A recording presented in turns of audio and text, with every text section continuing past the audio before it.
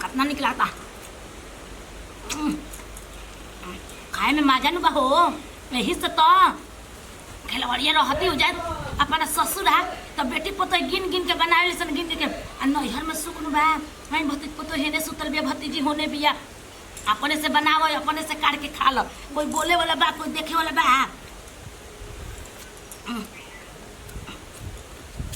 अब देखबो करे से तो कह दे चल कहां थी कि दिन भर मत जरा इधर उधर चल जाते घूमे चल सूत कर से बेरी बेरी चल जाता इधर उधर एक बोला ना तो काबू के बोला तानी तो दिन भर घरे में का रही ना घरे में मत रह चल हने सुत हने तू सुत हने सुत की जल्दी बागा तना नींद ला तना बुचिया घर में त मार लाओ त के काम टीवी एगो चालू कर माने सब का करे बहुत चटकला होता है दादा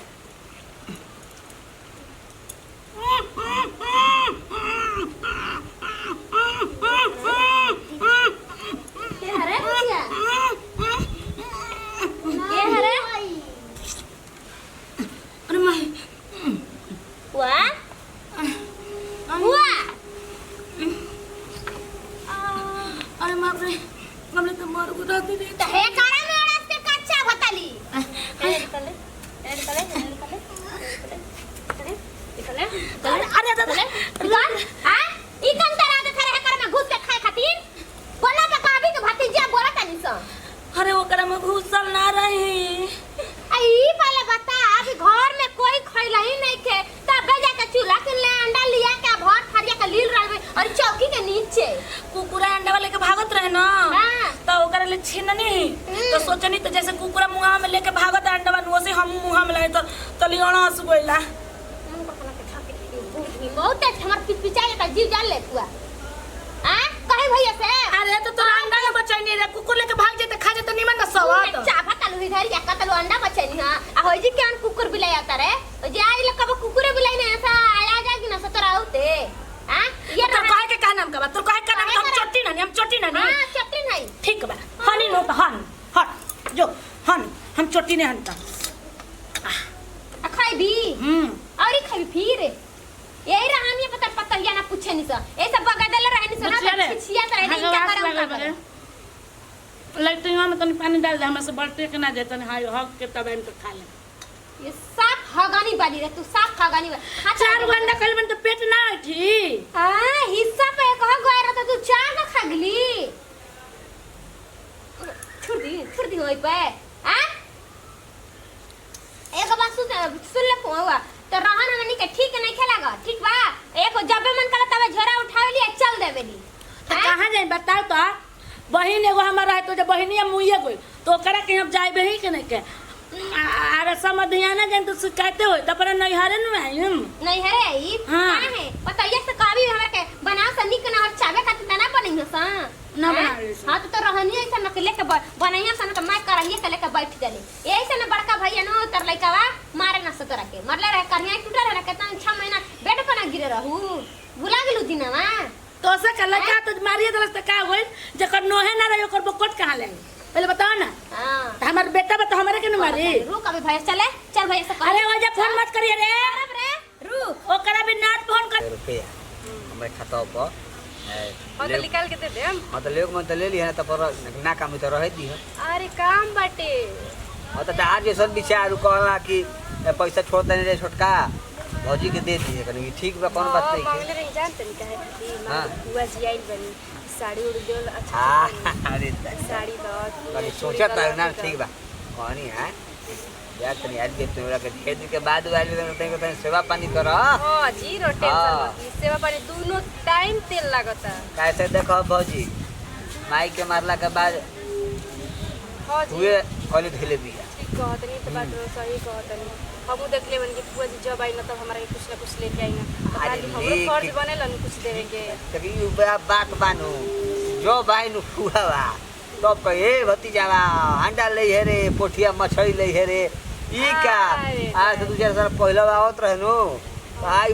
बधारी कोकड़ा दोहना सितुहा बिन के हतना लाई जाय दी हमनी के मन धन बना जाए फोर के पीछे दिन आवे मान लियो जना देवे दी जत वो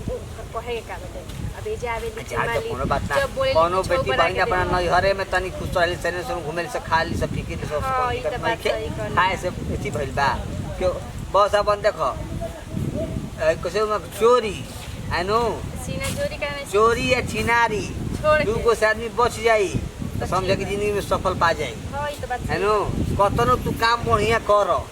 आ तन मुनी एथी हो जे गलती कर दे तो पय लाग जाला हैं ठीक, ठीक। न जब दोसर ना जब बुरा हो जेबू एक बात बोली का? एगो चाय न ये पैसा भेजल बा हमने 10,000 हाँ। तो में से अंडा ले ले बनावे के मतलब बनावे के। अरे अंडा ताई लई हाँ, बहो फिर अंडा पैसा छोड़। निकाल के रखिए अंडा अंडा इदा कोन सानी खाली तुम मुर्गा के लागे जब मठेला दो जाई अब रोहु बियाह शादी करी अरे होई नु बियाह और शादी बुआ से ही बानी, अब बताई। तारा लेखा है छोकड़ी लेखा है बहु जाई भाई त माने का दिक्कत बा हमार देख तू दुख दुख बुझ दे अब हमारा पर लाइन मारला से कोनो फायदा बाटे बड़ा मेहरारू बोला ही बड़ी दोनों टाइम से पानी होते बताओ क्या चाहे अब जवन मुंह खइले बा कटहर के कोवा हो अब ओकरा के खियाव सातू के भूकड़ी त घोटाई सब घोटाई जरूरत तो घोटले घोटाई की केहू के ना घोटाई होजी बोली हवाई चप्पल किन दी है वो है वो अंदर बियर राउर त आदत कबू छूटे वाला नहीं माने जब का? पैसा आवेला ना तब रो सही करी ना माने अब समझ हमरो बाल बच्चा का बा मिली माने कि 100-150 के चप्पल मिली 100 रुपए के ऊ जुग जे बना कोई 100-150 वाला चप्पल मिला तो 200 300 250 500 अरे हवाई ले लई ह लिखो पिखो कि तू मैंने चलो फिर तू जाओ पैसा अच्छा ठीक है बाटे ताश में बाची तक ना जाई ठीक है जा देखो पूरा फिर देखो वो जा तनी। दिन करो धर लोग सुंदर हवा लागत रही से अब बैठ हे गई जा तब ये तो अच्छा ठीक बा जाई और से बही ना निकल गए तो फिर तो पे शाम कोइले बाड़ू तू को पूरा हमर मिजाजी आदमी थियो जो भाई नु तो कोठिला डेहरी ढाको चली कि कहां भतीजवा का धोइले बा का बनले बा त जाए त फुआ हे जो तक दिए रदी त एकदम ना लायक हो गइल बा कुकुर बिलाई घर में घुस जाता सन बताओ तो कोनो चीज जुठा दसन बर्तन उर्तन मन घिन घिना जाता है हमारे एकदम में से का करबो कहले पर से नुबा हमर चली तुम कहिए लिया के उठा के लगवा देल रहती आतना आदमी खा जाता टे हो आ घर में अपन बीखे ना बनवाई इन मर्द तन के चेते नहीं खे त का हम कही खाली हमरा भोकाला से कोनो फायदा बा इहे नु कहाला कि सास ससुर ना रहेला नु जाना घर में तो घर के कोनो एथु ना रहेला कदर ना रहेला रखवाइए ना का हो की के नीचे घुस के मच्छा भरल बिया त हमारा से का रहन देत रु जा तारे नु तार भैया के फुआ हई हाँ। हमार से का रहन देत जा घरा में बालू हमार अगर नैहर के लोग रही त नु त तहलों के हुका जई तू जा त बोले लग तू जा कि तार भाई है तार बाप है तार हई हौ तारा के ई कुल के कहा तक के बार के देखत तक ओकरा हम जानते बालू तो हूं तारा आइला हो गइल 10 साल देखत देखत के आजिल देखैले बाकी हाँ। बनी तो ओकरा देखैले बाकी बनी हमार तो चलते घर में लात ना लगैती लेकिन तहलों के चलते आ जली हां ए बाजी हमरा कर रहन ठीक ले कई दिन से आई गई खाली अकेले का चोरा चोरा के खाते ऐसी तरह घर में बेड में रखा रहे और अलमारी में काजू किशमिश तो मैं तक खा गई आ तो का पे चला करके निकाला भैंस नियन भइल बड़ी खाइए खाइए दूसरे के रूम एकर से बनी गाय गोरु के मांस खैती और मोटा जैती ढेर उनका हाई मारले वाला ललई नहीं धैले बता खिलवाड़ी के हम खींच बनते कबार में झोटा उठ जान हमारा ही खातिर का करके निकाले के बाटे ई का मतलब अभी लइका लइके हमर केहू नहीं खेले ना मारत खेले वाला हम खेले में लेके बैठ गेल बड़ी खाए खाती हां तो जाके कराइए में देखत है कराइए में सब खाई भी ऐसे कथि एफ खाई खाई तो जाके देखत है चौकी पे कनी चल बैठे तरह खाना लेते तो देखत है चौकी पे घुस के मार सारा सर बिलाई लेखा बैठ के लुकाई के हां चौकी के नीचे आई हो राम कितना लूर बुद्धि बा हो उनकर लागत कि कुंवारे पे की चोर छिना रही का हां वो ऐसन बटले ही हम तो कहब न भजी चलो करे हाथ बांध खींच के करके निकाल घर से ना रही तना चलो कितना दिन कर कर शासन मासन सब भैया के गल में और हैं कर गइल बानो ने खेतर घूम हां तो काला पे काम दिनो तो कहिया कि बोला को बात बता देवे के बनू कि भाई भतीजा तहार नहीं खे ठीक नु भाई मर गइल भौजाई मर गइल माई बाबू मरिए गए ते जे कौन चिलस्ता का लगा जाओ तरी हमनी के ना चला इन लेके एक रिश्ता नाता दूर चल के कह कर भगा निकाल के ओ अंडा तो खाए के खाल बने इतना गर्मी बनैले बा इतना गर्मी बनैले बा न का कहे के बुझाते नहीं के का करी बर्फ के सिली लिया के रगड़ी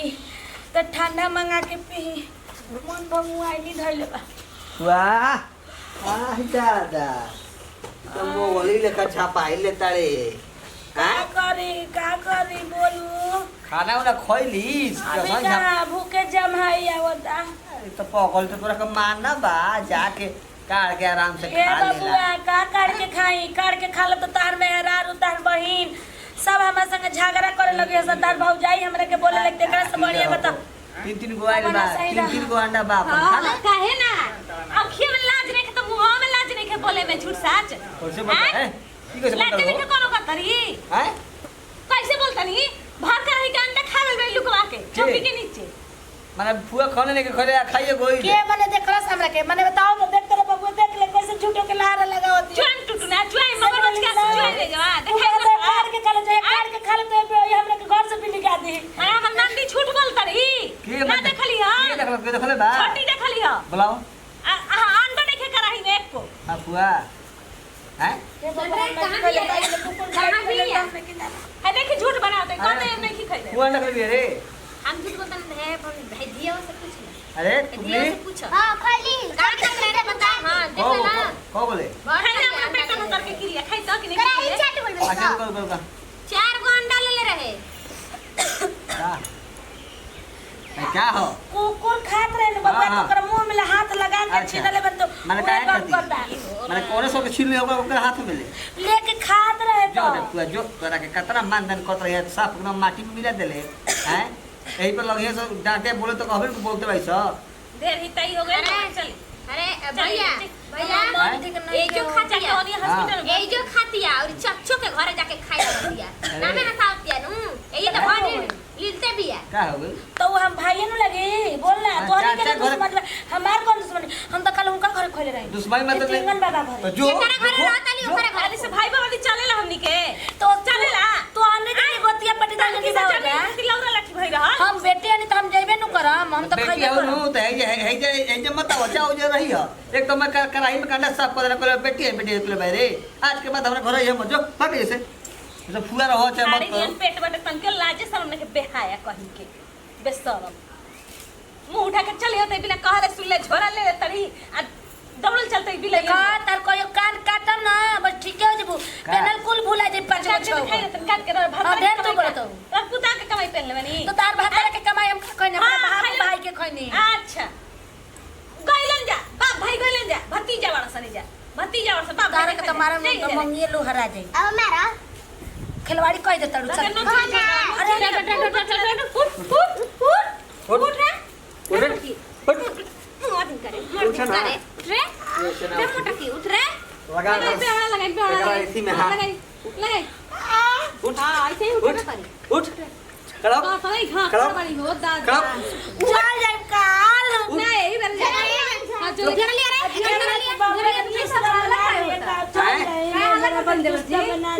चोटले भाई चोटले बाड़ी अंडा 9 बोली हो गया अंडा 9 गो हेलो तो है लारा लगा ये लू हां लारा लगा निकाले जैसे निकाल हाथ में निकल चाय दी खाई ले ना बाड़ी का का तेल में आप खाई तू दी हो लार लगाओ त हां हम ही लगा होय त मंगिए पे के बारवन मुछ दे हो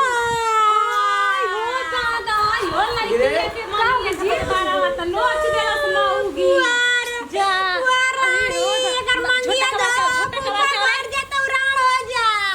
पापा मर जा तो राण हो जा चुप चुप चुप हां तब तब राण हो जा चुप की बात अगर हाथ टूट जा गोड़ टूट जा लूर लंगड़ हो जा चट चला मैं टिकुली बताई त ना हम जानत थी हां का हम देख लेनी अपने आंखी से सोझा बतलावा हो उनकरा मरल ले फोन करके कही उनकरा बेटा ले फोन करके कही कि हमनी के बिना बोलाले दुआरी पे ए दादा जहिया ले आने तैयार मुर्गा मछली बनत तो हमनी के मिलते ना रहा अब ना ये बेरा खाती के खाती का शिकार बनी आ खाई बो वाली आके जतन चल चल चल